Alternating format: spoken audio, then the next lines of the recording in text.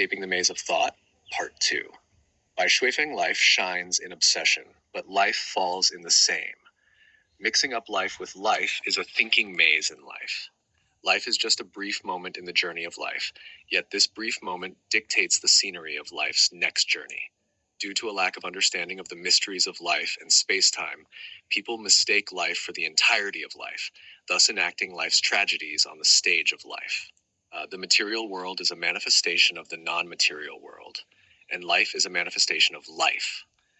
When people are misled by the material world and obsess over acquiring its wealth, status, and honors, they miss the chance to elevate their life. Not only do they miss it, but they also sow bad seeds. When a fish, freely swimming in rivers and seas, spots a delicious bait and swallows it, it loses its freedom and becomes food on the fisherman's chopping board. When people recklessly strive for wonderful material wealth, power, status, and honors, and finally feel satisfied, just like the fish swallowing the bait, unaware and self-congratulatory, they have already become meat on the devil's chopping board.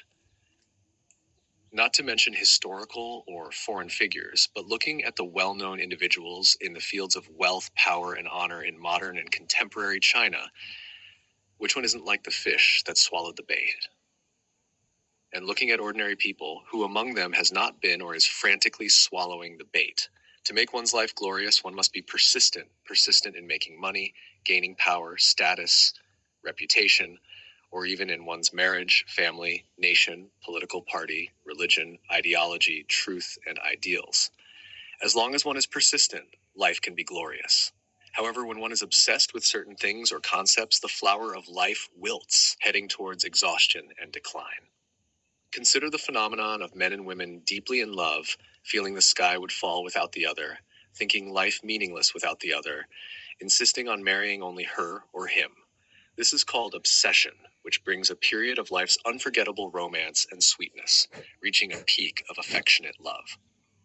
As time goes by and daily trivialities erode, it's gradually realized that the object of obsession becomes a rope that binds, and the longer it lasts, the stronger the feeling.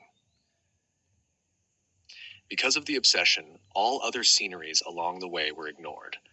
Only when one is nearing old age does one realize the missed opportunities to appreciate many beautiful sceneries, with a smile masking endless helplessness and silent wails. An old man coming down from the mountain tells the young people excitedly climbing up, "There's nothing worth seeing at the top. The scenery below is better." The young people, of course, don't believe him, thinking the old man surely can't appreciate the scenery. So they climb and finally reach the top, now old, only to find the old man was right. There really is nothing worth seeing at the top. So these once young climbers, now old, tell the excited young climbers, "There's nothing worth seeing at the top. The scenery below is better." But how could the young people believe the old men? Thus, this story of climbing continues to unfold from the distant past to the present and will continue into the far future. In the end, we find that those who are particularly serious will die of seriousness. Those who are particularly obsessive will die of their obsession. Nutritionists will die of nutrition. Those particularly keen on cleanliness will die of cleanliness. Those particularly desiring longevity will die early in their pursuit of longevity. Those seeking office will die in office. Those pursuing wealth will die in wealth. Those calculating to gain power will die in power, and so on. So, where lies the best path of life? To be at peace with whatever comes, to adapt to fate, to act naturally, and to proceed randomly, without obsession. This is the best path of life, and it aligns with the path of elevating life. March 3rd, 2022.